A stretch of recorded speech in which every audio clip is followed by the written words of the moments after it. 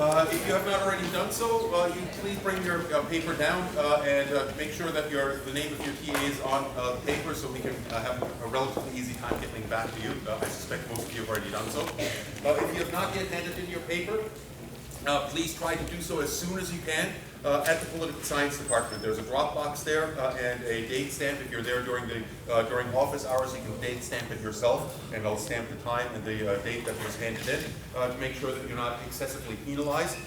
If you're there after hours, just slip it through the drop box and they will stamp it when they find it the next morning. So again, it's assured that you will not be penalized too much. If you hand it in, if you slide it under the door in my office, the cleaning crew might pick it up, it might get lost, and so on and so forth, or I might not find it until next week and we'll have no idea when it was submitted. So that's not a good way to submit your late papers. So make sure you submit it at the Political Science Department. Before I begin today's lecture, I just wanted to briefly apologize for my absence last week. I hope that you managed to get the announcement of the cancellation before making your way down here, so I didn't waste your time. But insofar as you did not, and you ended up showing up to an empty room, again, my apologies. I came down with a nasty flu, and I'm still, as you can probably hear a little bit in my voice, at the tail end of that, or at least I hope it's the tail end of it. And advise you all to take precautions not to get caught with this particular bug. It's a nasty one. It will not do your studies any good. Indeed, did not do me much good. What I wanted to discuss today, and I will try to get caught up with where we're supposed to be on the syllabus as much as possible today without too badly overstaying my welcome in this room, is to deal with some core problems in international politics. The first of which is terrorism. And terrorism is, of course, a very interesting topic. A very important topic in today's world, given the global war on terror, or global war on terrorism, or GWAT, or whatever you want to call it, and the central role that's played in politics since the beginning of the current century. But terrorism has a very long history. And indeed, the attacks of September 11th, which we tend to see as the most explicit example of terrorism, have in many ways distorted our understanding of terrorism. Terrorism has, as I pointed out, a rather long history, beginning, according to many historians, with the Zealots in the 6th century BC, and their attempts to assassinate and drive Romans out of the territory of Palestine.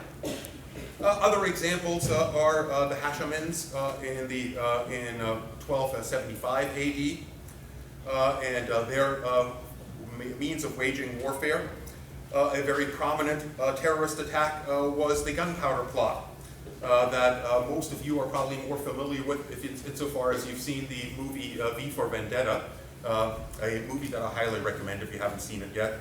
It's quite entertaining and thought-provoking, in which the Guy Fawkes sought to explode the Parliament buildings in Great Britain in an attempt to overthrow James I. Many described the attack the assassination of President McKinley in the United States at the end of the last century, at the end of the 19th century rather, by an anarchist, as likewise a terrorist attack. More recently, in the 20th century, the bombing of the King David Hotel by these forces supporting the creation of the State of Israel has been described as a terrorist attack. And indeed was that by most definitions. In 1972, terrorism became a very prominent issue, in large part as a result of the attacks on the Munich Olympics in Germany, in which members of the Black September group associated with the PLO took several Israeli athletes hostage, most of whom were subsequently killed, along with the hostage takers by the somewhat incompetent reaction to that by German authorities. In the 1970s also, the Irish Republican Army, seeking the independence of Northern Ireland from the UK, also launched various terrorist attacks to try to destabilize the government in Northern Ireland and allow it to reunify with the Irish Republic. Many interpreted the assassination of Archbishop Oscar Romero in El Salvador in 1980 as likewise a terrorist attack. That occurred in the midst of a civil war in which the broadly supported insurgency of the FMLN attempted to overthrow the elite-controlled government of El Salvador. And one of the means of fighting back against that was to create an atmosphere of terror by the armed forces and those groups associated with it. And in that regard, targeting the Archbishop of San Salvador was a means of demonstrating to the population that nobody was safe from the revenge of the regime. Canadians had their first, or one of their first experiences with terrorism. Certainly there were aspects of that in the FLQ crisis, in which members of the French population in Quebec sought to gain their independence from Canada during the 1970s. But by far the most severe terrorist attack involving Canada was the downing of Air India Flight 182 in 1985. That has been tied to Sikh extremists, some of whom have in the meantime stood trial for that. In 1993, there was also a bombing of the World Trade Center that was tied to Al-Qaeda, but was largely unsuccessful. In other words, members of Al-Qaeda drove a van loaded with explosives into the basement parking area of the World Trade Center and exploded it there with the hope that that would bring down the whole building. It did not. Instead, it had a number of casualties in that area, but did not have the enormous impact that the terrorists had hoped it would. In 1995, a very prominent terrorist attack involved the group Aum Shinrikyo in Japan, which launched a sarin gas attack on the subway in Tokyo. The motivations of that attack are still somewhat clouded in mystery, but quite clearly it fits the description of terrorism. Also in 1995, the federal building in Oklahoma was blown up by, again, a van loaded with explosives constructed out of fertilizer and oil. And in that case, although the initial suspicion fell on Islamist terrorists, it turned out that it was instead American citizens that had launched that attack under the leadership of a fellow by the name of Timothy McVeigh, who was most motivated by the Clinton administration's attack on a compound occupied by a number of Christian fundamentalists in Waco, Texas. These Christian fundamentalists had, according to federal agents, armed themselves and built up a substantial arsenal, which the authorities wanted to collect or wanted to seize. And they had not cooperated in that, and thus the federal government launched an attack on the compound, which ultimately burned down the entire compound, including killing over 20 children that were occupying that compound along with their parents at the time. Timothy McVeigh saw this as an example of the overreach of the American government and sought to retaliate against it on behalf of the victims of that incident through the attacks on Oklahoma City. And then, of course, there's 9/11.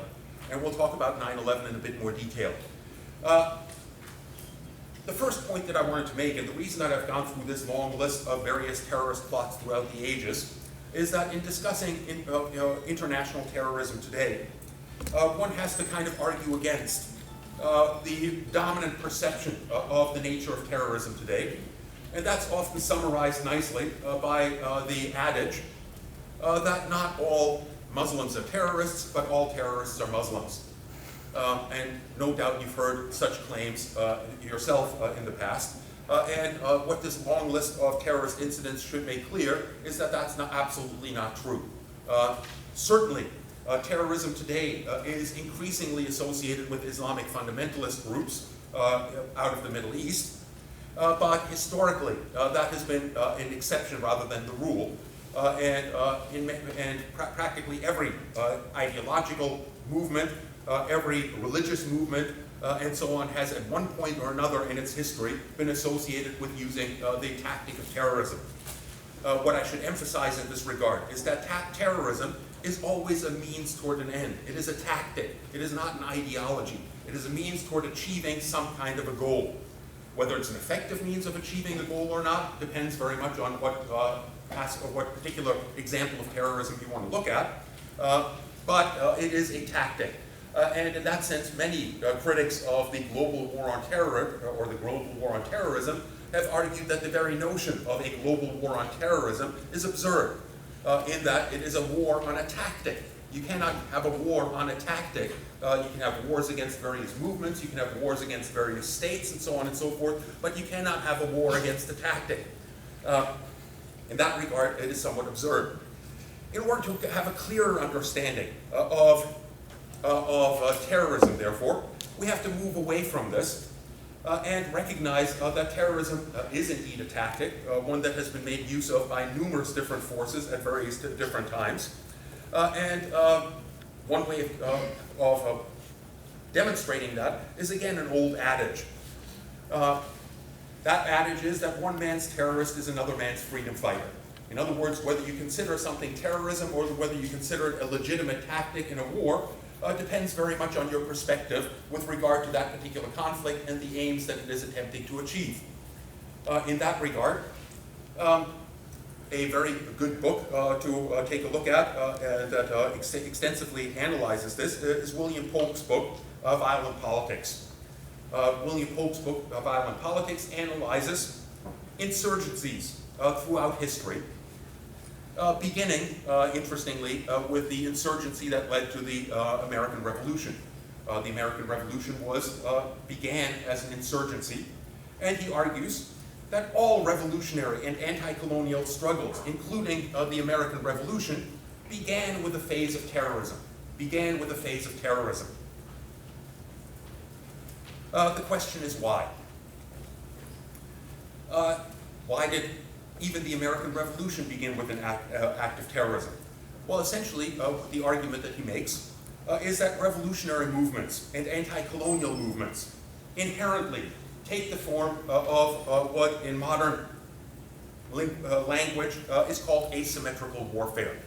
Asymmetrical warfare is a term that is often used by the Pentagon and various other military authorities around the world to describe a conflict between vastly unequal forces, such as the forces of the British Empire, the most powerful military in the 18th century, and the various groups within the United States that resented British colonial authority over the United States and sought to battle against it. Essentially, the argument William Polk makes is that in such situations, it should be fairly obvious that small ragtag militias can't attack the most powerful military on the planet, and therefore without expecting to be immediately defeated and eliminated. And therefore, by necessity, those weaker forces do not attack directly the military power of a force like the British Empire. They instead, by necessity, have to attack softer targets that are not defended, and that allow them to very quickly attack and disappear into the subject population. That has the impact of making it more difficult for the more powerful actor, in this case the British Empire, to maintain their ability to govern the territory. It raises the cost of governing. It also has the tendency for that government to react to those attacks, in many cases in rather draconian ways. And those draconian ways, in the case of the American Revolution, included stationing more troops within the North American colonies, forcing citizens in the United States to harbor those, in other words, to put up those forces and supply them with food and things along those lines, which in turn increases the resentment of the subject population against that superior force, and therefore acts as a means of recruiting more supporters for the revolutionary movement. As this plays out, eventually the revolutionaries become more powerful, and the ability of the more powerful actor, in this case the British Empire, to respond to it diminishes until a point is reached where the revolutionaries can directly attack the military facilities and the military forces of their adversary and ultimately defeat them. In that regard, he argued that virtually every anti-colonial struggle and revolutionary struggle has begun in this kind of a pattern. And that, again, points to the idea that one man's terrorist is another man's freedom fighter, meaning that from the outset, the British would have defined the acts of these insurgents as illegitimate. They did not use the term terrorism at the time, something we'll discuss in a few minutes. But certainly responded to them as criminals, as anarchists, as outlaws, and so on and so forth. But among the supporters of these revolutionary movements, these were seen as heroic acts of resistance. So one man's freedom fighter is another man's terrorist. And that, in certain ways, creates a kind of subjective aspect to the notion of terrorism.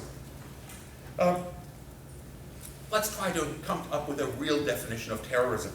And again, the problem with that notion that one man's terrorist is another man's freedom fighter is often reflected in the coverage of various kinds of violence by the media.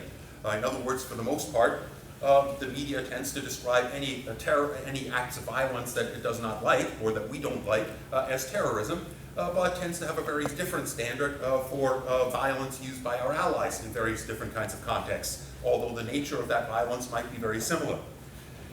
Consequently, a number of theorists have tried to come up with a definition that works, and one that I think probably works best is one that was offered by the political scientist Boaz Ganor, who argues that terrorism is the intentional use of, or the threat to use, violence against civilians or against civilian targets in order to achieve political aims.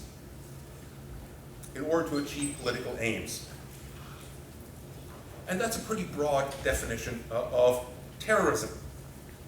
The thing that's interesting in that regard is that it includes not just acts of individuals or groups such as Al-Qaeda, but as a definition, potentially applies also to acts of government and their agents.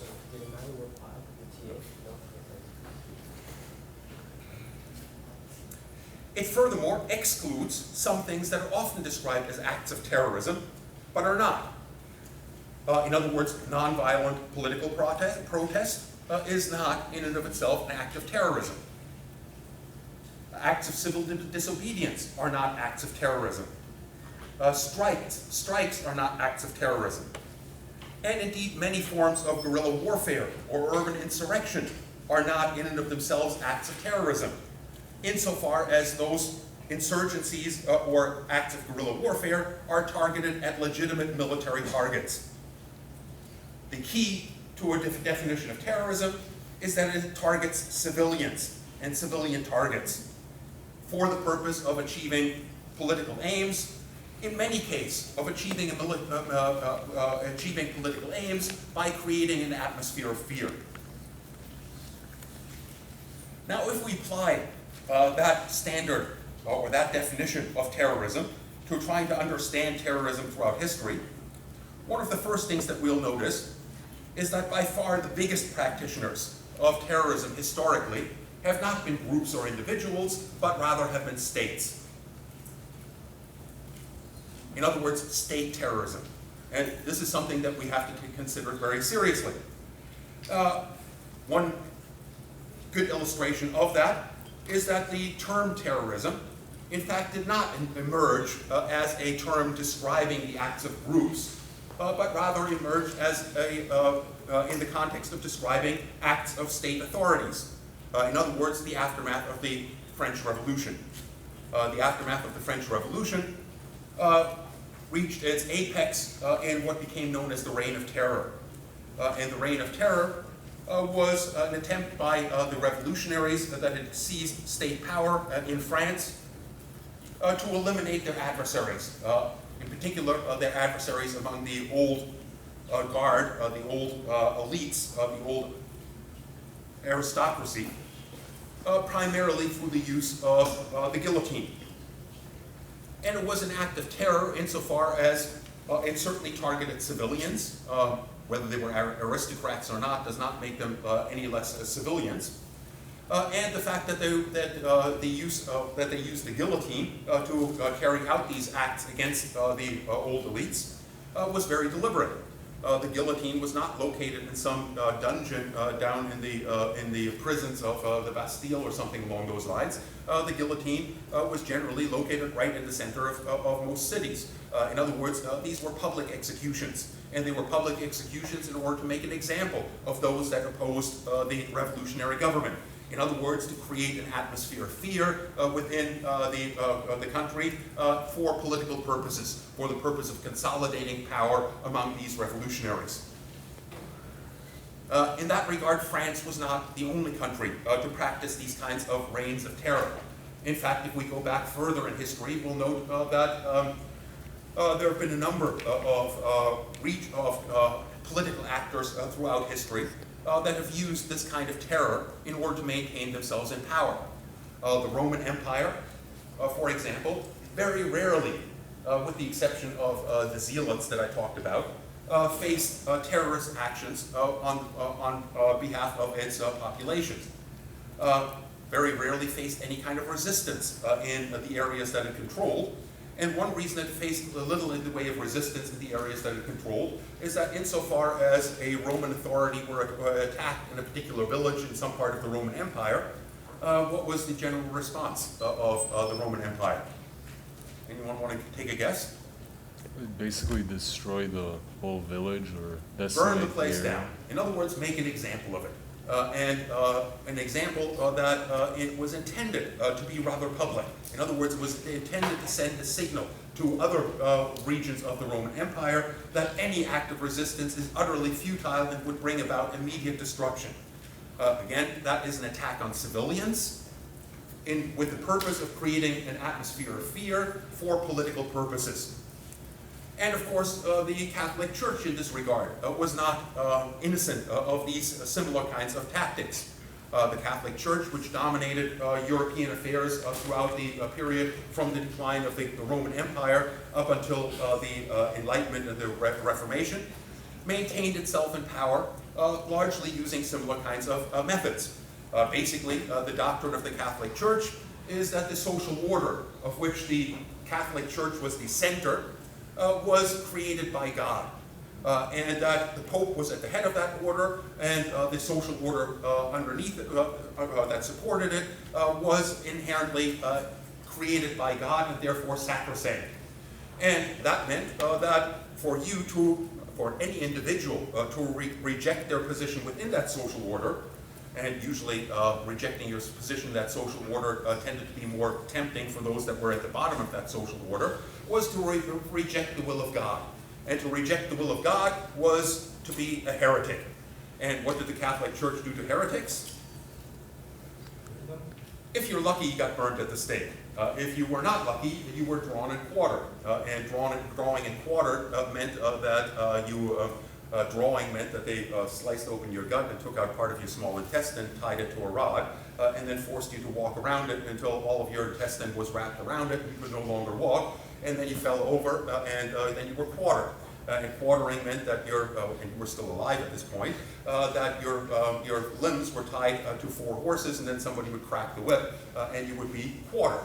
And generally this was also done in public spaces, in essence to send a strong message to anyone else that might get the dumb idea to reject their position in society. Again, it is an act of violence against a civilian for the purpose of creating an atmosphere of fear for political purposes, in this case to maintain a particular social order intact. In that regard, again, it fits that description of state terrorism. In the 20th century, state terrorism took on much more drastic forms, in particular in the Soviet Union. The government of Joseph Stalin in the Soviet Union engaged in various forms of violence against its population that have often been described as forms of state terrorism. On the one hand, what is often mentioned are the purges that Joseph Stalin engaged in on a regular basis, essentially to eliminate any suspected resistance to his control of the Soviet Union, not among open opponents of his regime, but rather among the ranks of the Communist Party itself. And generally, these folks were forced to, if they were suspected of disloyalty, were tortured until they confessed to that disloyalty. And as we all know, if you're tortured long enough, you'll confess to just about anything that you can possibly be accused of, and were then put on public trial and in most cases executed. They also used things like the forced collectivization of agriculture as a means of maintaining themselves in power. Basically, the forced collectivization of agriculture was justified as a necessary step to create a more efficient agricultural system in order to support a industrialization drive in the Soviet Union, and it did contribute to that slightly, although Isaac Deutscher, who studied the collectivization of agriculture in the Soviet Union extensively, came to the conclusion that it did not, in fact, increase agricultural production. If anything, it slowed it down. And therefore, the question is, what was the purpose of that forced collectivization of agriculture? The purpose, as most historians now agree, was to gain control over those that were independent from the state. And those that were independent from the state were peasants. Peasants were independent from the state because they owned their own plots of land. And having their own plots of land, were able to provide for their own subsistence and to exist relatively separate from state authority. By forcing all of these into collectively run farms, state-owned collectively run farms, basically they lost that independence and therefore were easier to control. The forced collectivization of agriculture had its most profound impact on those areas that were somewhat resistant to the rule of the Soviet Union. In particular, the Ukraine was extremely negatively affected by that. Basically, what occurred in that context in the Ukraine was a forced famine in which large percentages of the population of the Ukraine starved. And again, Ukraine was and continues to be a problem in that region, in large part because it had a separate identity, a separate national identity, and nationalism, and any expression of nationalism in the Soviet Union was viewed as counter-revolutionary and therefore a threat to the Soviet state.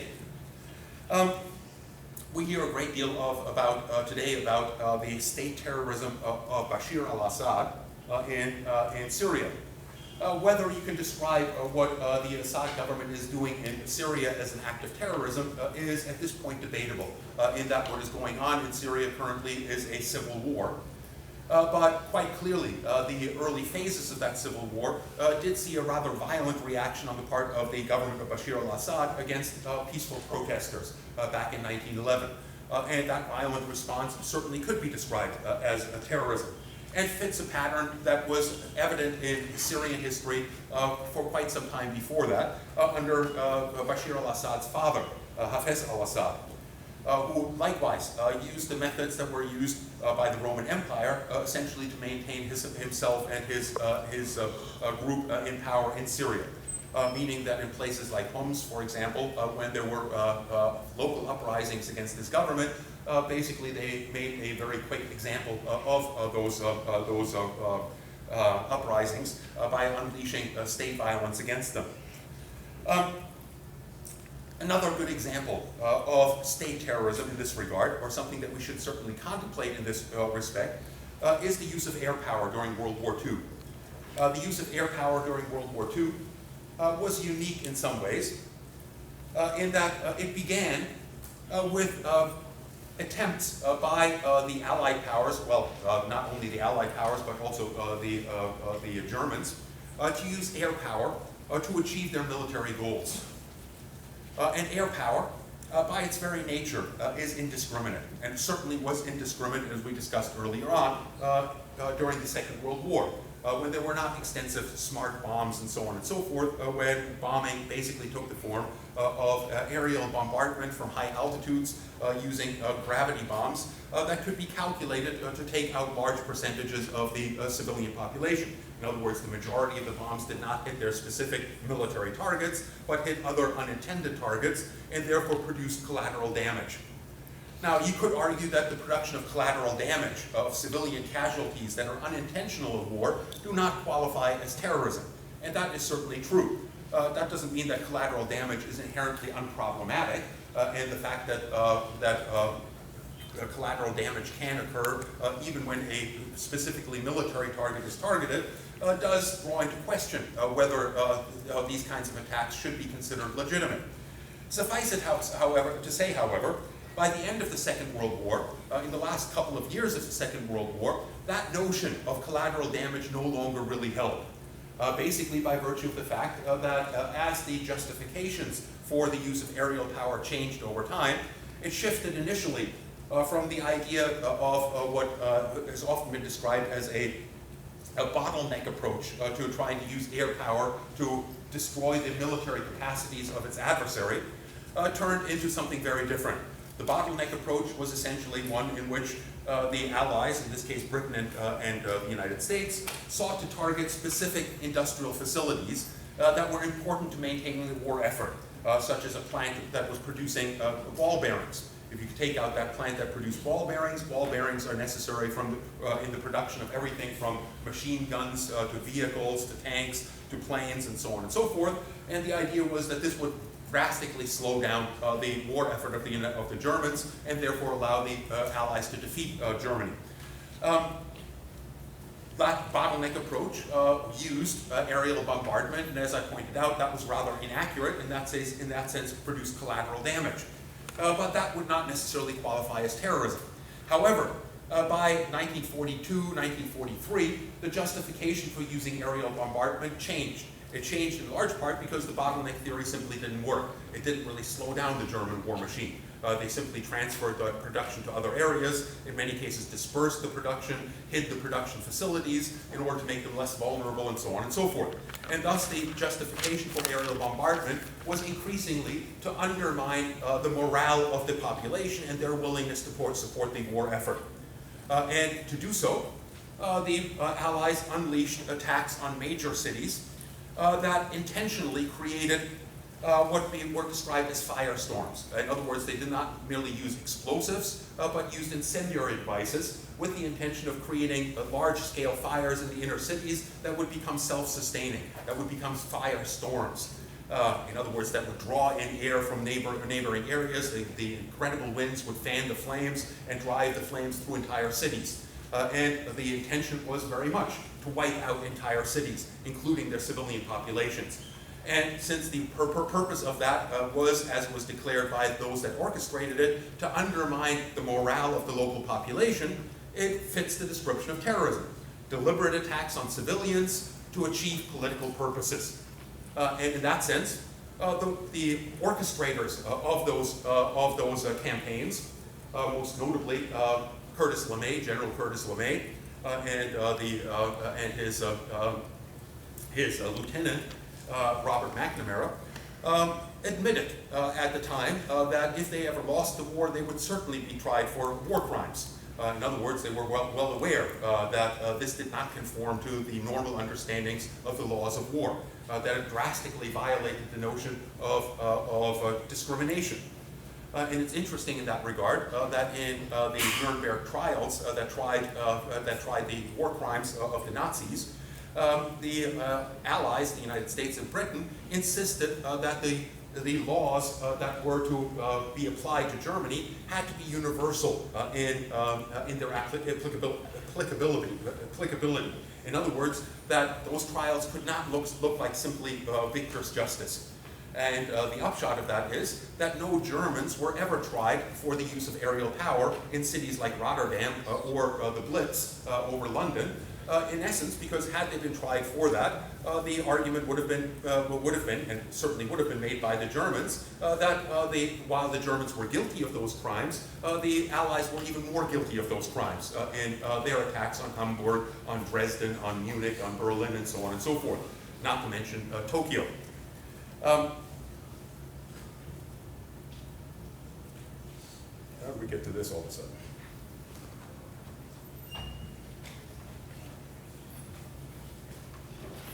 Let me get back to it.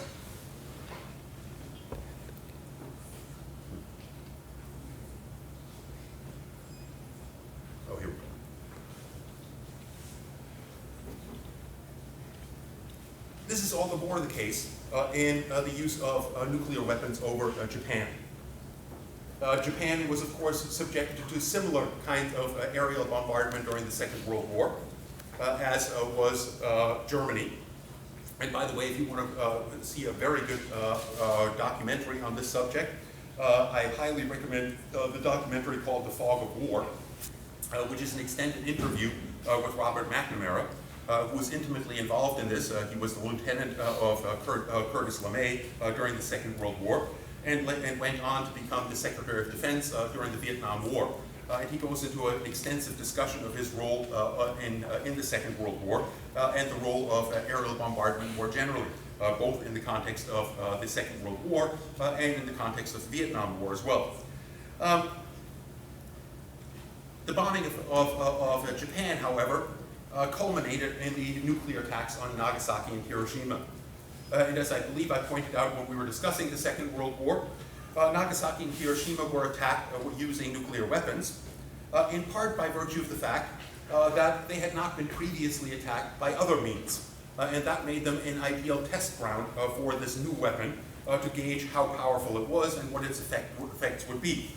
Now, the reason why Hiroshima and Nagasaki hadn't been attacked previously using conventional weapons was by virtue of the fact that the decision makers in Washington and elsewhere came to the conclusion that they were largely civilian cities. In other words, that they did not contain relevant military targets.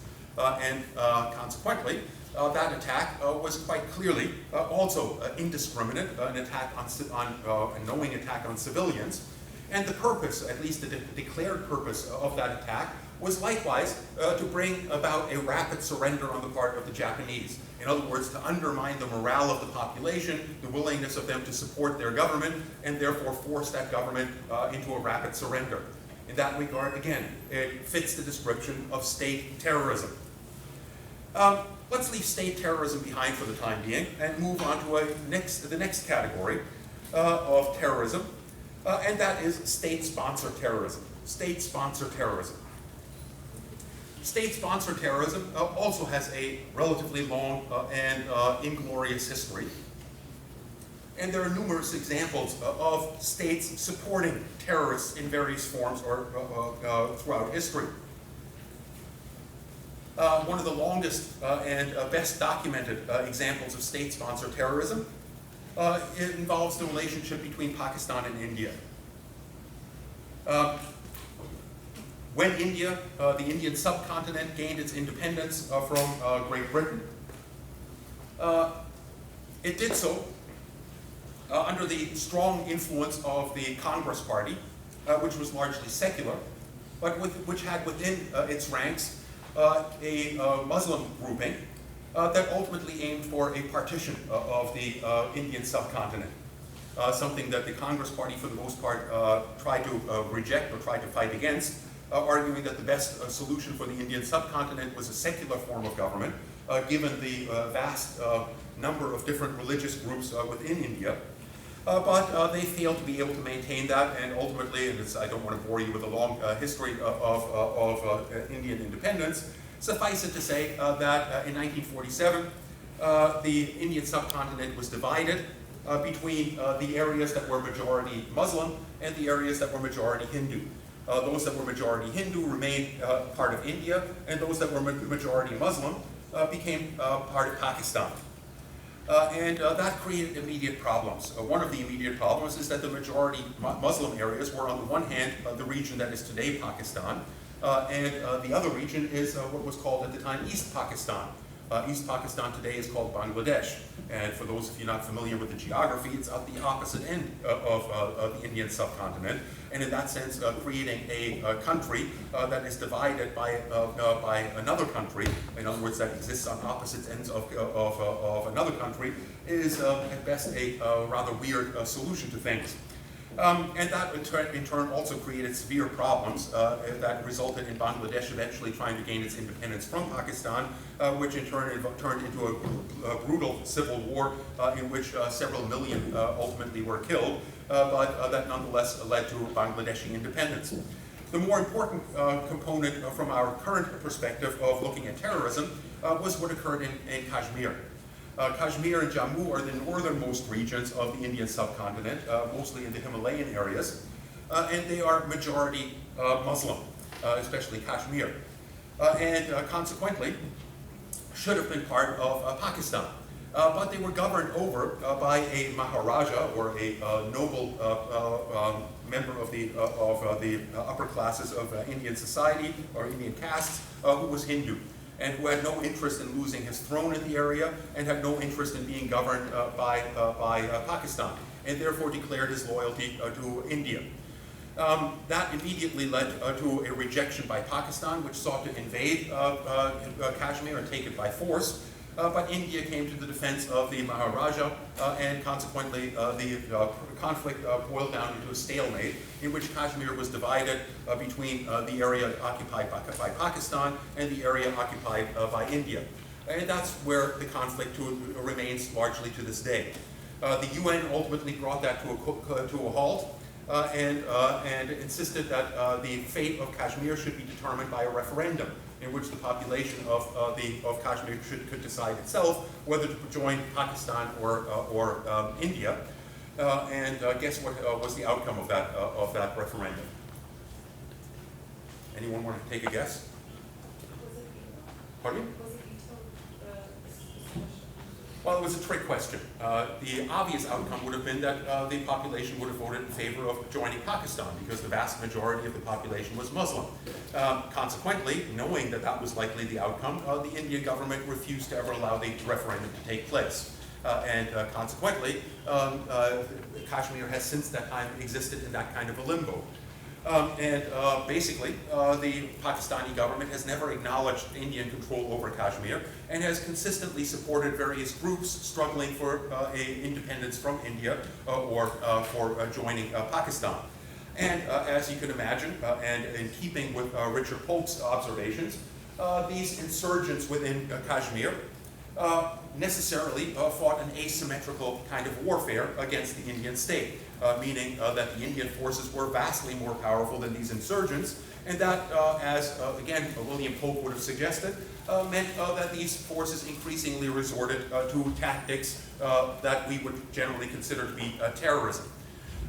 In their attempts to achieve that, however, they have consistently gotten support from Pakistani intelligence agencies, both logistical support as well as material support, and arms. And in that sense, this is an example of state-supported terrorism, in which a state supports terrorist actions in neighboring states in order to achieve its own goals. Pakistan is by no means the only country that is guilty of that. And again, I could give you a long catalog of similar kinds of instances. However, let's talk a little bit about more prominent examples of that. Among the more prominent examples of state-supported terrorism is the support that was offered by the United States to Cuban revolutionary groups seeking to reverse the Cuban Revolution. That has taken the form of terrorism in rather extreme forms. The most extreme form of that terrorism was a bombing of a Cubana airliner in 1976, in which the entire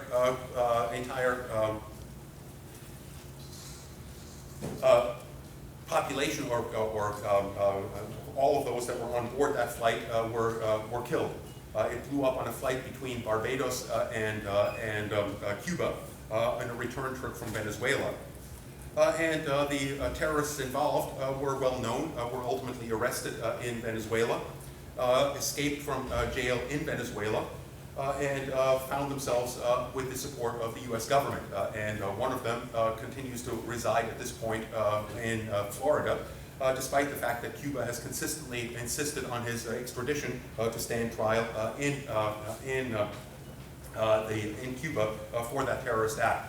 Of course, these terrorist acts did not were not only in the form of blowing up airliners. There were numerous attacks on Cuban targets supported by the United States, on various hotels to undermine their tourism industry, on various infrastructure facilities in Cuba to undermine their economic ability to provide the goods or to provide a higher standard of living to their population. In that regard, it is a relatively well-documented example of state-sponsored terrorism. Now, were these terrorists ever described as terrorists in the United States itself? The answer is, of course, no. In the eyes of the United States, they were freedom fighters. And again, that brings us back to that idea that one man's freedom fighter is another, or one man's terrorist is another man's freedom fighter. Something very similar occurred in regard to the Nicaraguan Revolution. In 1979, a group of insurgents known as the Sandinistas were successful in overthrowing the dictatorship of Anastasia Somoza, who had strong support from the United States, military support and otherwise, and essentially established a government model to some extent on the Cuban government, and instituting a new kind of socialism in Nicaragua that was very quickly resented or rejected as legitimate by the United States government. The United States government was at the time very worried that to allow a revolutionary movement to take over Nicaragua would have immediate impacts on Nicaragua's neighbors that were facing similar kinds of insurgencies in El Salvador and Guatemala, and to a lesser extent in Honduras. And that therefore this contagion had to be contained within Nicaragua and had to be, if at all possible, reversed in Nicaragua. And consequently, the US government provided extensive military and other kinds of aid to various members of the previous regime of Anastasia Somoza that organized in Honduras and in neighboring Costa Rica in an attempt to retake Nicaragua. They became known as the Contras, which is short for counter-revolutionaries. And again, waged essentially an asymmetrical form of warfare against the Nicaraguan government. They were never capable of actually confronting the Nicaraguan military directly, because the Nicaraguan military was simply more powerful, and instead focused their attacks on civilian targets, on soft targets, fitting very much the description of terrorists. However, the Reagan administration that supported them in the early 1980s described them in getting support from Congress for them as the moral equivalent of our founding fathers. In other words, as freedom fighters that deserved the support of the United States. Again, the kind of double standard is fairly evident. The US also took very similar actions in the arena of Afghanistan during the 1980s. Basically by supporting anti-Soviet forces, the Mujahideen, that were struggling against a Soviet-backed government in Afghanistan. And just as was the case in regard to their counterparts in Cuba and Nicaragua, the Mujahideen was, at least initially, not capable of directly confronting the Soviet-backed forces of the Afghani government or the Soviet Union itself after the Soviet Union invaded Afghanistan in order to support the government in Afghanistan. And as such, resorted rather unambiguously to various terrorist tactics. Eventually, of course, as occurred with other revolutionary movements, they were increasingly capable of challenging the forces of the government and ultimately of being able to overthrow that government, as occurred by the end of the 1980s. And that in turn led to a power struggle among those counter-revolutionary groups or the Mujahideen, in which the Taliban ultimately surfaced as the dominant force that took control of Afghanistan. The Mujahideen consisted of religious Afghanis, but also of various other Islamic fundamentalists from other parts of the world. And one of its most prominent leaders is a figure probably very much familiar to you. Anyone know what was one of the most prominent leaders? Osama bin Laden. In that regard, Osama bin Laden initially enjoyed the support of the United States government, and not only the support, but the logistical aid of the American government, so long as his target was the Soviet Union. And he engaged in very much the same kind of tactics in opposing the Soviet Union that he subsequently turned against the United States after the defeat of the Soviet Union. I don't want to let the Soviet Union entirely off the hook in regard to state-sponsored terrorism. The Soviet Union was likewise guilty at various points of supporting insurgencies against Western-backed governments, in particular in parts of Africa, And since these insurgencies in places like Angola, Mozambique, and indeed in South Africa, with the support of the South African Communist Party and the closely associated African National Congress, also made extensive use of terrorist tactics in their attempts to overthrow white minority rule in parts of Africa. And in that sense, the Soviet Union is certainly also, to some extent, guilty of that. The Soviet Union also supported, at least to some extent, although the extent to which that was the case is still debatable, various other leftist groups that carried out terrorist attacks in Western Europe. Groups like the Red Army faction and the Baader-Meinhof gang that acted in Italy and Germany and launched various terrorist attacks in that environment.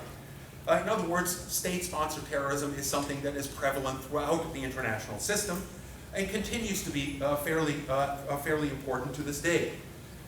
We, of course, know that currently one of the main problems with terrorism globally is the group that identifies itself as the Islamic State in Syria. Got a quick question? Yeah, so just a question in regards to like what Saudi Arabia does and how it like supports various Islamic I was just about to get onto that. The Islamic State is currently one of the biggest examples of a terrorist group struggling in this case against the governments of Iraq that are dominated by a Shiite government, as well as Syria, which is dominated by the Alawite sect of Shia Islam. And in that regard, it has gotten considerable support, not only from Saudi Arabia, but also from Turkey. As in particular Patrick Coburn, who writes for The Guardian, has documented, and as Seymour Hersh, who has written extensively on the current conflict in Syria as well, has likewise documented. In that regard, what is going on in Syria currently is in many ways a proxy war in which various other outside states are supporting various actors within Syria. And many of those groups are using tactics that conform to the definition of terrorism in their attempts to overthrow the governments of Iraq and Syria, or in the case of the Islamic State, in order to create a caliphate in the Sunni heartland of Iraq and Syria. State-sponsored terrorism, as such, is still very much with us to this very day. Let's talk currently a little bit about the attacks of September 11th. The attacks of September 11th. Most of us remember, well, most of you probably were in your infancy at the time that the attacks of September 11th occurred. But those of you of my generation, or those of my generation, certainly remember very well the attacks of September 11th and know exactly where they were when they found out about these attacks and so on. Indeed, the attacks of September 11th are terrorism writ large. If terrorism involves acts of violence against civilian targets in order to create an atmosphere of fear for political purposes, the attacks of September 11th did exactly that. And were calculated to do exactly that, and did it with extreme efficiency. Essentially, as you can probably imagine, when the first plane struck the World Trade Center, it was on the news immediately. And there were cameras pointed at the World Trade Center immediately by all news channels, and the helicopters were floating around and so on and so forth, and everyone assumed that this was an accidental collision. And everyone in New York City went onto the top of their roofs and watched what was going on, and those of us that were not in New York City turned on the TV and were watching when the second plane hit. And suddenly it dawned on everyone that this was not an accident, that this had to have been a deliberate attack. And if you've ever been in New York City has 3 important airports, probably if you count the smaller airports, several more, but that means that at any time in New York City, there's at least a half a dozen planes circling, waiting to land. And immediately every one of those planes appeared as a potential missile aimed at another target. In other words, it immediately created an atmosphere of panic throughout the United States, and in particular, of course, in New York City. The attack on the Pentagon had a similar kind of effect in Washington, although by that point, by the time that attack occurred, it was already evident that it was somewhat more confined. In other words, that was not that not every plane in the sky was a terrorist weapon. It created and was deliberately intended to create an atmosphere of fear and intimidation for political purposes, and did so with considerable success. One of the things that I should point out in that regard is that the aim of the attacks of September 11 was never to unleash the maximum destruction possible, given the tools available to the terrorists. Had the maximum destruction been the aim of the terrorists, they would have chosen very different targets. Basically, many estimates that have looked at this have concluded that had the planes that struck the World Trade Center instead been crashed into a chemical plant on the other side of the Hudson in New Jersey, it would have created a toxic plume that would have wiped out the majority of the population of New York City. In other words, the casualties would have been in the hundreds of thousands, if not in the millions, not in the thousands, as it turned out as a result of the collapse of the two buildings of the World Trade Center.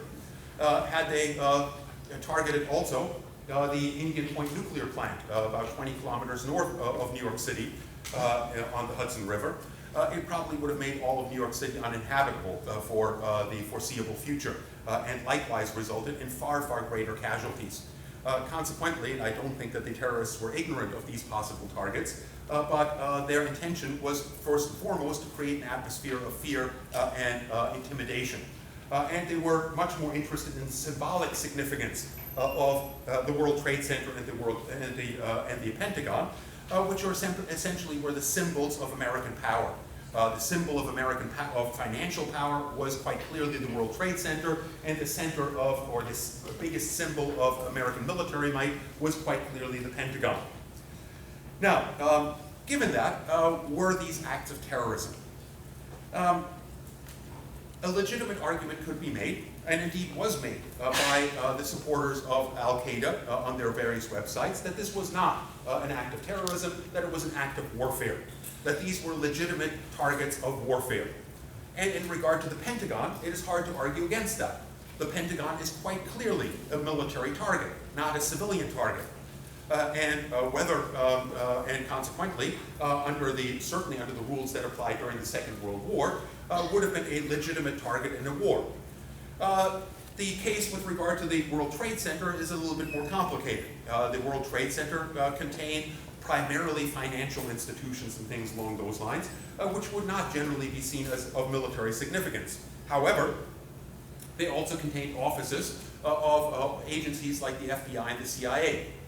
And consequently, those would have been somewhat more relevant military targets. If you look at it from the point of view of what were considered to be legitimate targets during the Second World War, quite clearly these were as legitimate of targets as any of the industrial targets that were targeted during the Second World War. If you remember back to the first Gulf War, for example, the United States opened the first Gulf War and indeed opened the second Gulf War with air campaigns that targeted various installations in Baghdad, including sewage treatment plants and water filtration plants and so on and so forth. In other words, basic infrastructure, which was largely civilian.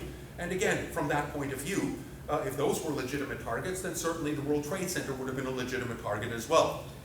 The main reason why I would not argue that these were legitimate targets of war is essentially that this was not a war. In other words, one of the requirements of just war principles that we discussed a couple of weeks ago is that of just authority.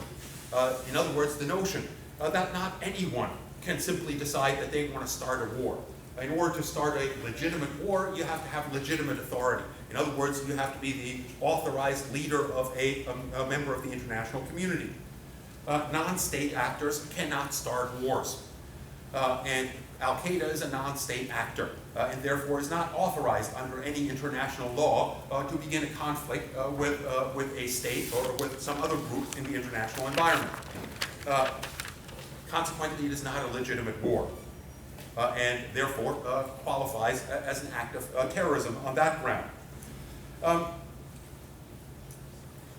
But let me, before I get to that, or before we move on from September 11th, also point out a couple of other things about September 11th that are important to understand in terms of the aftermath of it. One of which is that September 11th, and perhaps the most important, should never have happened. Should never have happened. It should never have happened in that in order for it to succeed, in order for it to happen, a number of things had to go wrong, had to go drastically wrong. In other words, the American government screwed up royally, and screwed up not just in one context, but screwed up in numerous different contexts. Well, again, most of you probably don't remember, but on the day of September 11th, immediately it had an impact on American-Canadian relations. By virtue of the fact that many policymakers declared that the only way that these terrorists could have gotten into the United States must have been through Canada. Therefore, they immediately threw up barriers for crossing the Canadian border, barriers that to some extent still exist to this day. In other words, it's much more difficult to cross the border between Canada and the United States today than it was before September 11th. They take those things very seriously. And even the Attorney General that was appointed by Mr. Obama 7 years after the attacks of September 11th made a statement saying to the effect that the terrorists entered through Canada, despite the fact that everyone by that point knew that they didn't enter through Canada. All of the terrorists that were participants in this entered the United States legally. In other words, they were authorized by American officials to enter. And subsequent investigations that looked at how they entered suggested that quite a few of them should never have been allowed to enter. In other words, some of them entered on the basis of claiming that they were going to go to trade fairs. And when asked where the trade fairs were incapable of naming the city where the trade fair was supposed to take place or the nature of the trade fair, but nonetheless had their visas approved.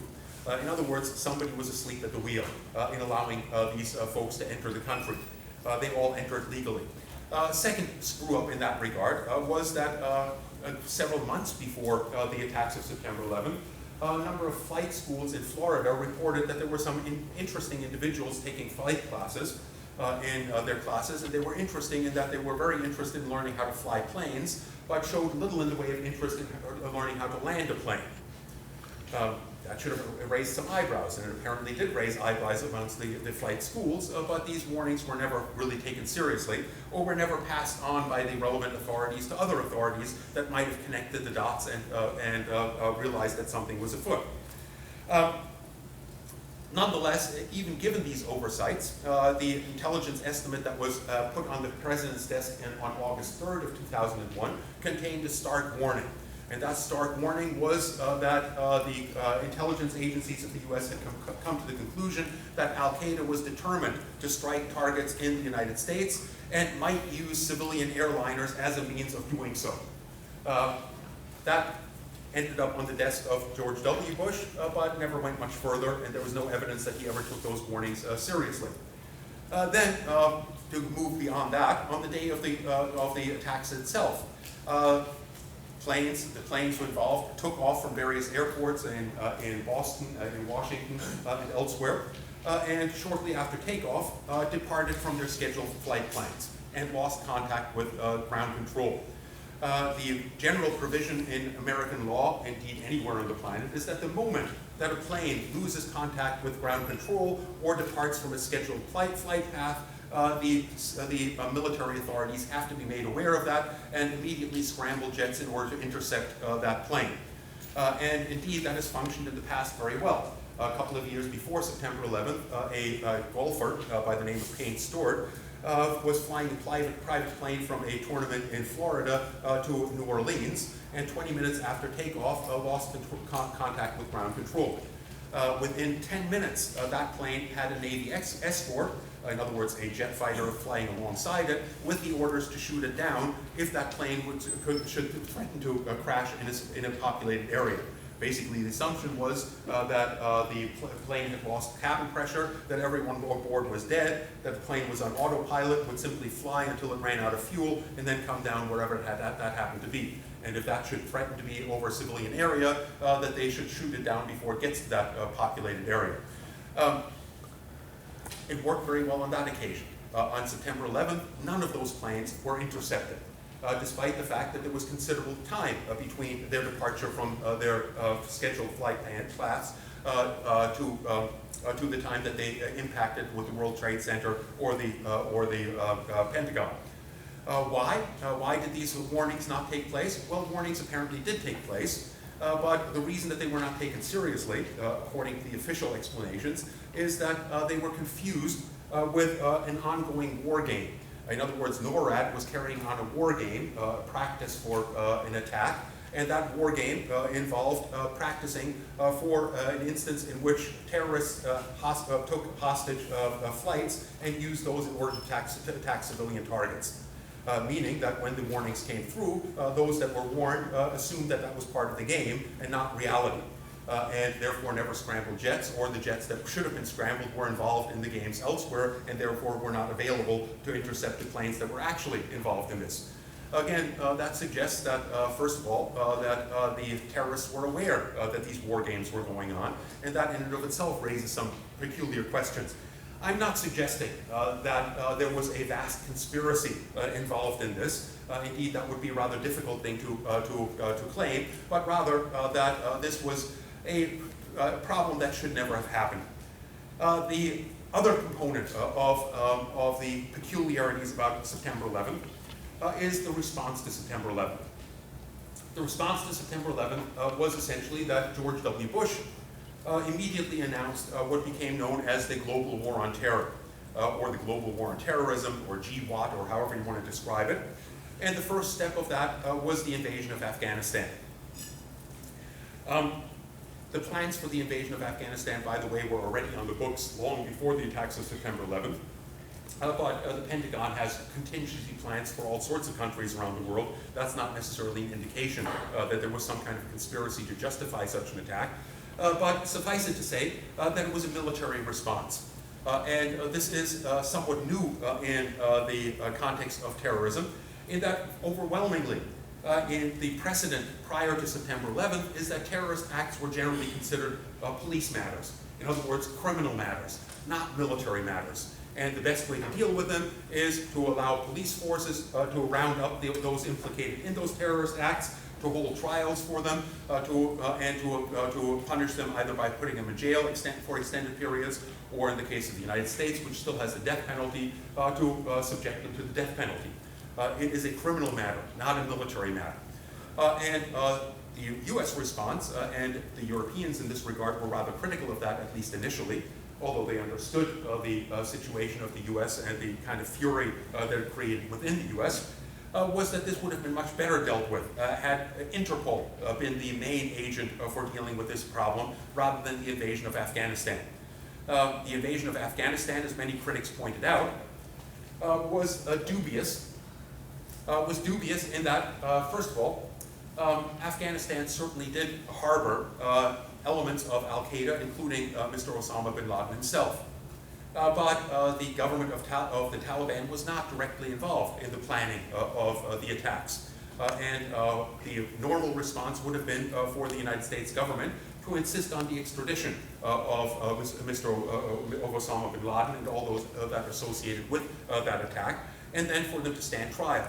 And indeed, they did issue an order to the Afghani government to hand over Osama bin Laden, and the response on the part of the Afghani government was that they would be willing to do so insofar as the Americans supplied them with proof, or at least credible evidence, that Osama bin Laden was in fact involved. The United States refused to do so, and instead launched the invasion. And the invasion, of course, eliminated Al-Qaeda from Afghanistan, but also overthrew the government of the Taliban. And like the other military responses on the part of the United States, opened up with an aerial bombardment campaign that tried to weaken the government of Afghanistan, in which large numbers of civilians were once again killed.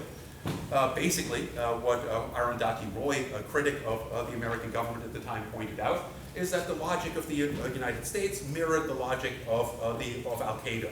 Al-Qaeda justified the attacks of September 11th on the basis that the American government was responsible for numerous atrocities, in particular in the Middle East, including their backing of authoritarian governments in places like Egypt, Saudi Arabia, and so on and so forth, and the stationing of troops in Saudi Arabia. and that they were holding the American public responsible for the actions of their government. Well, basically, the response on the part of the United States punished the public of Afghanistan for the policies of their government. The main difference is that the American public actually elects their government and therefore has at least somewhat more of a responsibility for the actions of their government, whereas the Taliban was never elected by anyone. And in that sense, punishing the country for the actions of their government, according to R. W. Roy, is not necessarily legitimate. We also, of course, know through the benefit of hindsight that this hasn't really worked out very well for the United States. Certainly, Al-Qaeda has been degraded. But the United States plunged itself into a civil war in Afghanistan that has ultimately failed, meaning that today the Taliban actually controls more Afghani territory than it did prior to September 11th. The Taliban never controlled all of the territory of Afghanistan, even prior to September 11th. Meaning that there's an ongoing civil war, which by all indications, the United States seems to be losing. The second response to the attacks of September 11th was, of course, the attack on Iraq. And the attack on Iraq was justified on the basis that Saddam Hussein supported Al-Qaeda and furthermore was developing weapons of mass destruction, which he might be willing to hand over to Al-Qaeda and which could be used with devastating effect against Western targets, in particular the United States. As it turned out, and as many critics at the time were well aware, that was a fabrication. The idea that Saddam Hussein supported Al-Qaeda was, for anyone that knew anything about Al-Qaeda or Saddam Hussein, completely absurd. Saddam Hussein was a secular dictator that governed over a largely Muslim population. In other words, if there was anyone that Al-Qaeda hated more than George W. Bush, it was probably Saddam Hussein. And Saddam Hussein deeply feared Islamic fundamentalism as a threat to his own, the stability of his own government. So the idea that he would collaborate with them was far-fetched at best.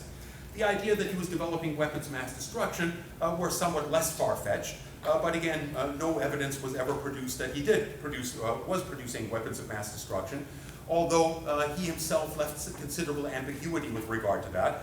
In other words, many have argued, and that might be in part a means of trying to justify the actions of the Bush administration or to cover up their mistakes, that Saddam Hussein deliberately was ambiguous about whether he did or did not have weapons of mass destruction because he feared an imminent invasion by the United States, or alternatively, imminent invasion by Iran, which he had a war against for over a decade during the 80s.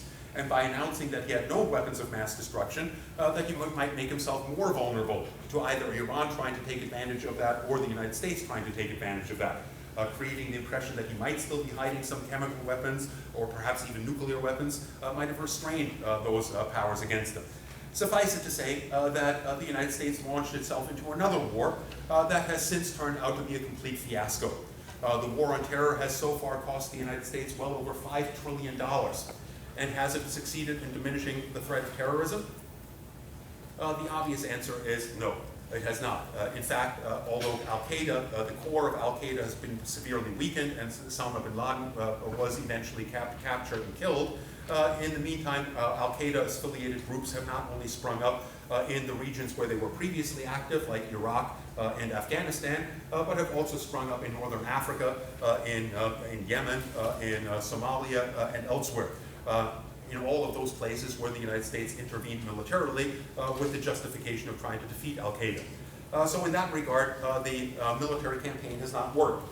Other critics have also argued that by responding to the attacks of September 11th militarily, the United States essentially acknowledged, or to put it slightly differently, verified the claim by Osama bin Laden that this was an act of war and not an act of terrorism. In other words, that Al-Qaeda was at war with the United States. The United States declaring war on terror basically meant that there was a state of war. And that changes the rules of the game rather substantially. In other words, so long as terrorists are defined as criminals, their crimes are not authorized, and law enforcement has very different sets of rules in terms of dealing with them. In a military conflict, the biggest difference between law enforcement and military conflicts is that in a military conflict, the combatants are expected to defend themselves, are expected to fire back, are expected to engage in hostilities. In a police action, they are not. And in that regard, again, the military response in many ways has been argued to have been played into the interests of the terrorists of Al-Qaeda. Let me talk very quickly about this. Was the discussion of combating terrorism, but let me very quickly also talk about the causes of terrorism. As I pointed out at the beginning of the lecture, the prevailing wisdom these days is that while not all Muslims are terrorists, all terrorists are Muslims. And as I pointed out, that is historically anything but true. Even if the majority of terrorist acts that have occurred in the last decade or so have been carried out by members of the Islamic faith, it does not mean that Islam can be equated with terrorism any more than Catholicism could have been equated with terrorism when the IRA, which was largely Catholic, carried out terrorist attacks against British targets, and so on. Causes of terrorism are varied and many. Among them are individual psychosis. And the example of Timothy McVeigh, the terrorist that blew up the Oklahoma Federal Building, is a good example of that. A second cause is in many cases ideology. Most of the terrorist attacks during the 1960s and 70s were tied primarily to left-wing extremists, members of left-wing revolutionary groups like the Baader-Meinhof gang in Germany or the Red Army faction. And these were decidedly not religious fundamentalists, but rather secular revolutionaries, members of left-wing groups.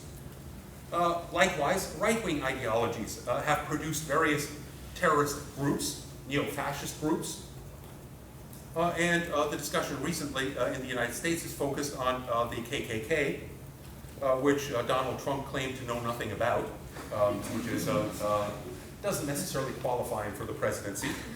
But the KKK was very explicitly a terrorist group.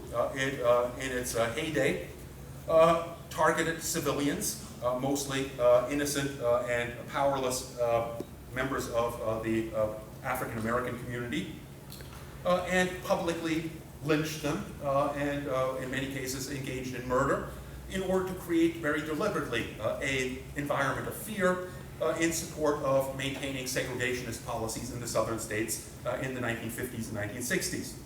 So right-wing ideology as well as left-wing ideology has been tied to terrorist actions. In regard to religion, again, while Islam looms large in the current discussions of terrorism, terrorism has never been limited to Islamic fundamentalists, but has involved on many occasions Christian fundamentalists. The IRA, which was motivated to a large extent or was tied to the Catholic population of Ireland, has involved Sikh fundamentalists in the context of India, has involved Hindu fundamentalists, again in the context of India. Currently, there is an extensive terrorist campaign orchestrated by Buddhists in Burma against the Muslim population of Burma.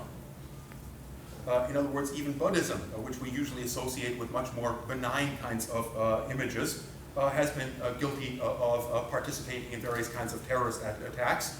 And Judaism has likewise been tied to terrorism, in particular, as I mentioned, in the early phases of the creation of the State of Israel, and most notably with the bombing of the King David Hotel in 1948. So religion has been a frequent cause of terrorism, but to suggest that religions generally lead, or religious belief generally leads to terrorism is entirely inaccurate. In other words, in almost every one of these cases, these were outliers, not the core of those religious faiths that engaged in these. In other words, that the faiths have been distorted in various ways by these fundamentalists in order to justify terrorism. Frequently, what are cited are grievances and the cycle of violence that these grievances lead to. As such, the terrorist attacks on September 11th were justified by a series of grievances, in particular the role that the United States had played in the Middle East in supporting various authoritarian governments and in intervening militarily in places like Lebanon and so on and so forth. Nationalism and separatism has often been a cause of terrorism, as well illustrated by the independence movements of in a number of different regions. In the region of Turkey, the actions of the Kurdish minority that populates the southeastern regions of Turkey has waged an asymmetrical war against the Turkish government for well over 30 years. And in that asymmetrical war, again in keeping with Richard Falk's observations, has resorted on a number of occasions on targeting civilian targets, and thus terrorism. The Basque nationalist movements in Spain that have sought independence for the Basque region of Spain from the Spanish government have likewise resorted to terrorist methods. In Canada, Quebec separatists during the 1970s engaged in this, as did Puerto Rican separatists in the United States. Puerto Rico in this regard is generally not understood to be part of the United States, but in effect is. It was captured by the United States during the Spanish-American War in 1898 and became effectively a colony of the United States since that time, and currently is no longer a colony, but is also not a state, meaning that they do have representatives in Congress, but those representatives can't vote, and consequently does not enjoy, Puerto Rico enjoys none of the benefits of statehood, but several of the obligations of statehood, such as paying taxes to the American government, but has little in the way of influence on the American government, and consequently also the American government is not inclined currently to bail out Puerto Rico since it's currently going bankrupt. That resentment against the United States has created an independence movement that also resorted at various points to terrorism as a means of advancing their cause. Lastly, there is activist fanaticism that is often resorted in terrorist actions. In North America, that in particular has been tied to anti-abortion groups that have resorted to terrorist methods, the bombing of abortion clinics, the assassination of abortion providers, and so on and so forth. In North America, also animal rights groups and environmentalist groups have been accused of terrorism, although I put a question mark behind those. In that the environmentalist groups that have been accused of terrorism, in Canada in particular, were those that engaged in sabotaging oil installations and gas installations in Alberta. But in those, no civilians were ever actually hurt. And therefore, whether those qualify as terrorism is very much an open question. Animal rights groups have used explosives in some cases to destroy facilities. But so far there has not been a single injury or death associated with those kinds of attacks, which again make it questionable whether it qualifies as terrorism.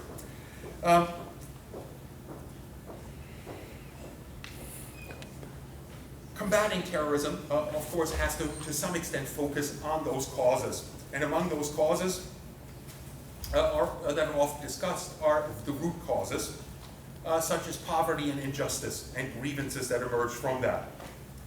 The discussion of these root causes has never gone very far. One reason for that is that while poverty certainly is something that we would expect to create the kind of desperation that might force an individual or a group to resort to terrorist methods, usually the ties between poverty and terrorism are weak at best. And again, that's nicely illustrated by looking at actual terrorist attacks.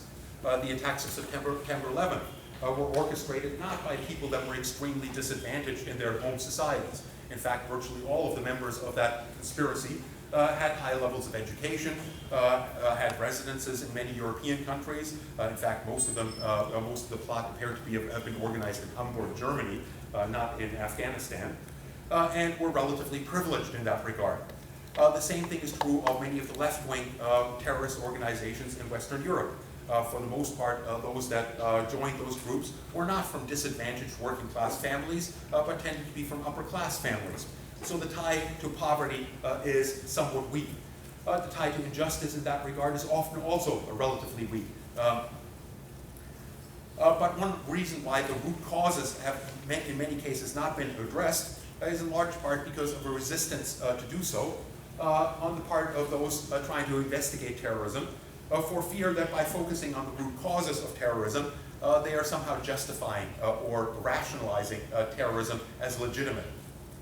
One thing that should be pointed out in regard to the issue of terrorism, and in particular in regard to the issue of fighting terrorism, is the role played by the media. The media is an important element in terrorism.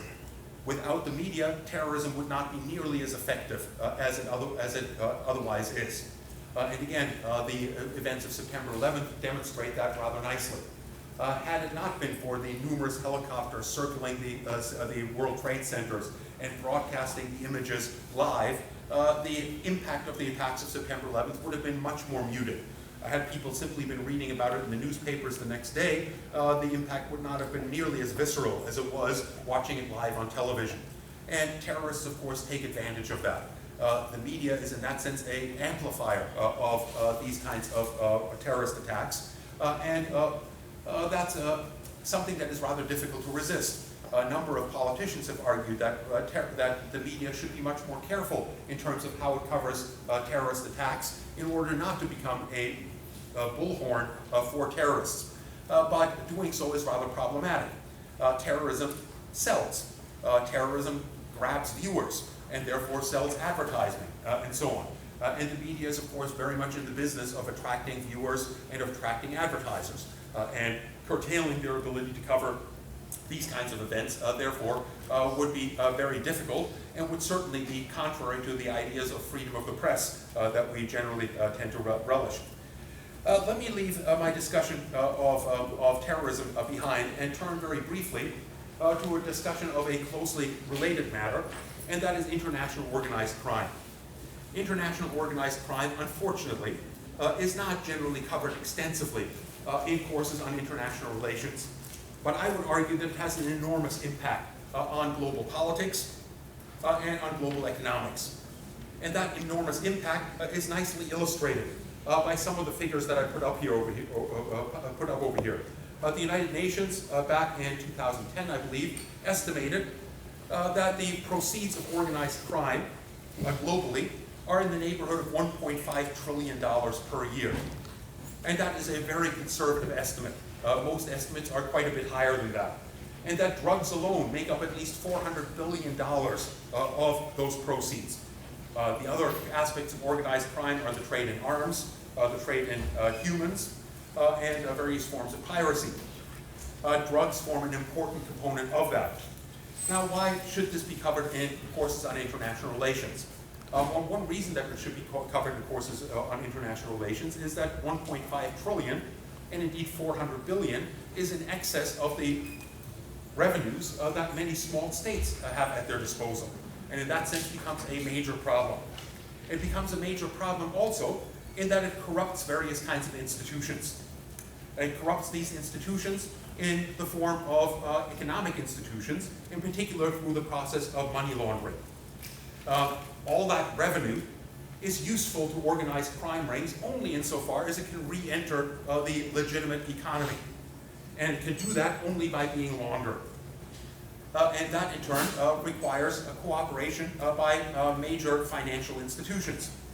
And indeed, in the last couple of decades in particular, a number of institutions have become subjected to investigations that found that these institutions were extensively involved in laundering money for drug clients.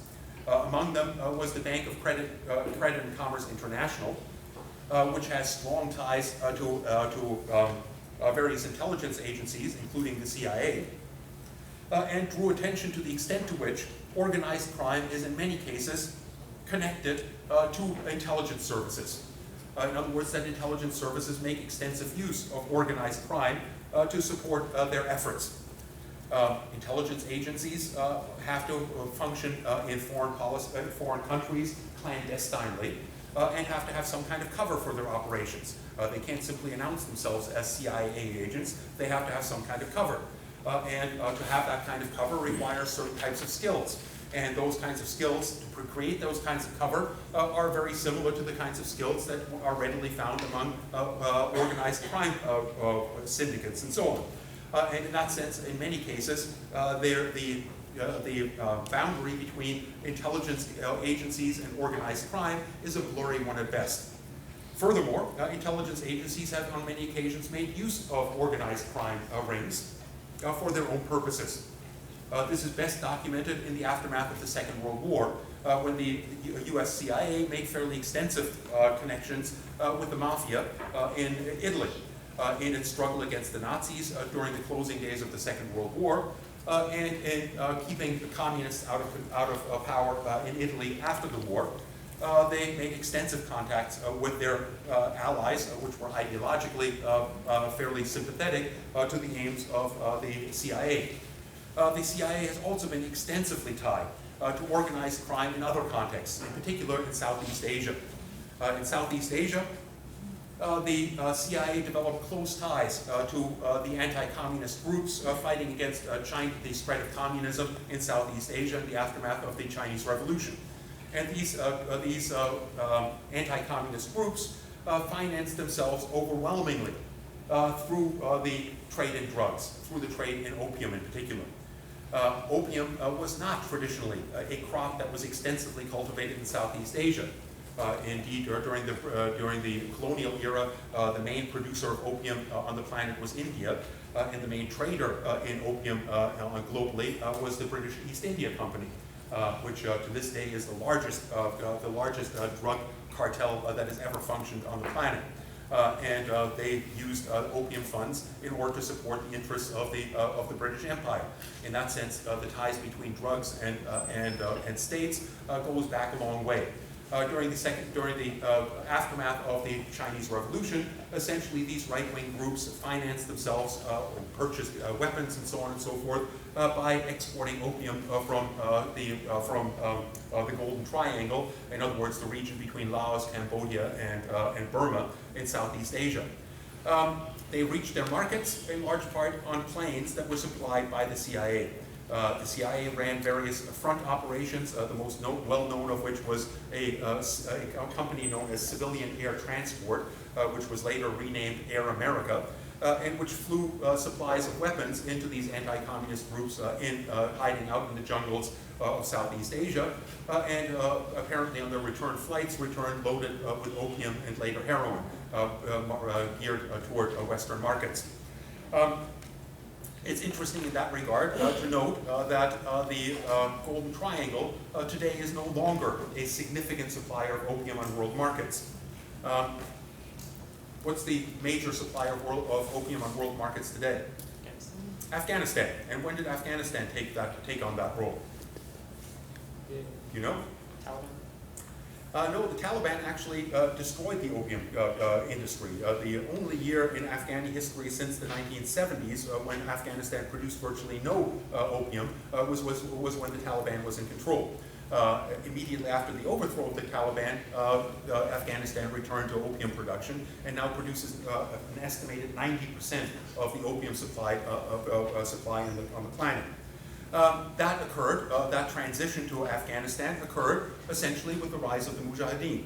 The Mujahideen were anti-communist forces, and that likewise gained a significant portion of their income that allowed them to purchase weapons and so on and so forth on the basis of the export of opium and heroin from Afghanistan.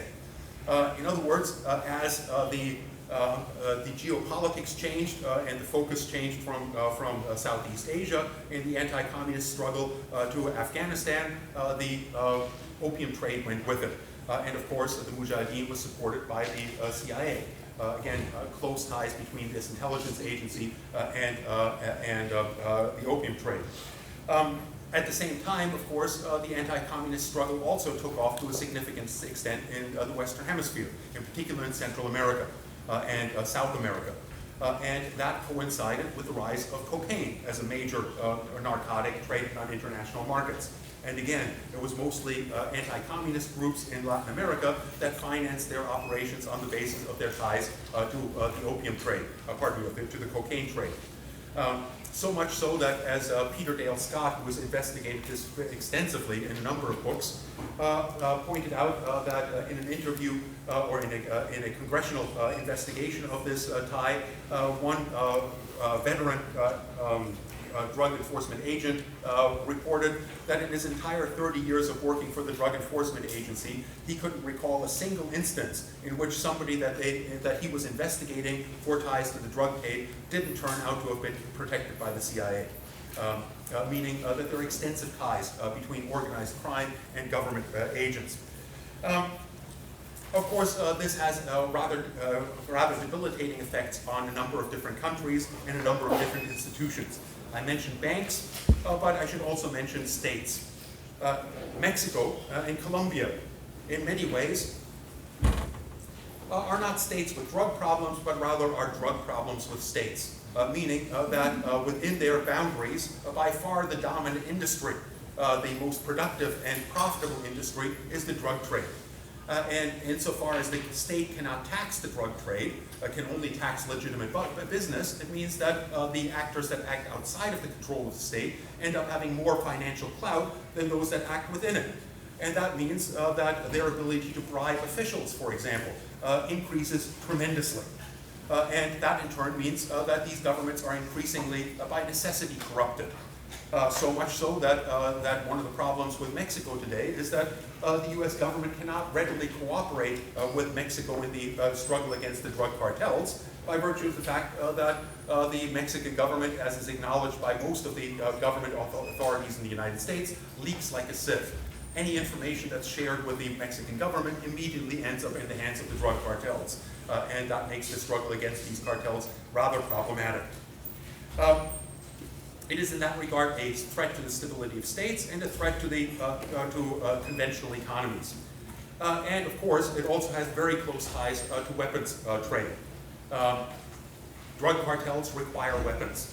And indeed, and I'll end on that note, one of the more notorious attempts to go after the drug cartels in Mexico by the United States government was an operation that was codenamed Operation Casablanca, in which the drug officials of the United States, treasury agents and so on, sought to go after money launderers in Mexico by trying to send their agents into Mexico to convince various bankers to launder money for them. Having done so, they then invited these bankers to celebrate their success in the United States, and having arrived in the United States, they were immediately arrested. The problem with that operation was that sting operations are considered illegitimate in Mexico. And the American government didn't share their intentions with the Mexican government. So it created a huge uproar between Mexico and the United States, in large part because it was an unauthorized attempt to go after these actors. A similar operation was launched somewhat more recently, codenamed, in this case, Operation Fast and Furious. And that operation was about as well thought out as the plot of the movies after which it was named, which means not very well thought out. Essentially, it involved the connection between drugs and guns and weapons. One of the things that is very evident and that the Mexican government has complained about extensively is that Mexico has very tight regulations with regard to weapons and their availability. The United States does not. And that means that weapons flood across the border from the United States into Mexico. In part, drugs move north, turned into money. That money moves south or moves south in the form of guns that are purchased in the United States and brought across the border. And consequently, the Bureau of Alcohol, Tobacco, and Firearms had the brilliant idea that they should encourage gun dealers on the borders with Mexico to sell as many guns to these drug cartels as possible, and to assert tracking chips into those guns so that they could be tracked once they're across the border, and that they could go after where those guns end up, and then arrest the kingpins that are involved in this trade. Well, that investigation surfaced, and immediately the Alcohol, Tobacco, and Firearms Bureau was asked to give evidence in front of Congress. It was asked how successful this was, and had they actually tracked any of these to a drug kingpin. And the agents involved had to admit that they had not. And the question was, well, why didn't you? And they said, well, the idea was brilliant, We insert these tracking chips, and they allow us to track the guns. The problem is that the batteries in those tracking chips only last 24 hours. Which means essentially that they were encouraging these gun dealers to sell tons of guns across the border and then had no means of tracking them at all. Again, that created a major uproar in Mexico, which is suffering from extreme violence, as is reported on a daily basis. In that regard, international organized crime and drugs are very much an international relations issue. One that is unfortunately poorly studied, and one of the reasons that it's poorly studied was made very evident to me because when I was trying to fish around for a PhD thesis topic, the one that I came up with was investigating the impact of the cocaine cartels on the government in Colombia. My supervisor said, well, that's a great idea, but unless you can hire a staff of bodyguards while you're doing your research, you're probably going to end up dead. In other words, don't bother. That dynamic essentially means that it's rather difficult to investigate these kinds of things, and why it's not as extensively written about as it probably should be. Thanks for your attention, and sorry for overstaying my welcome once again, but we'll see you all next week when we'll take up the issue of international human rights. Is here the name of the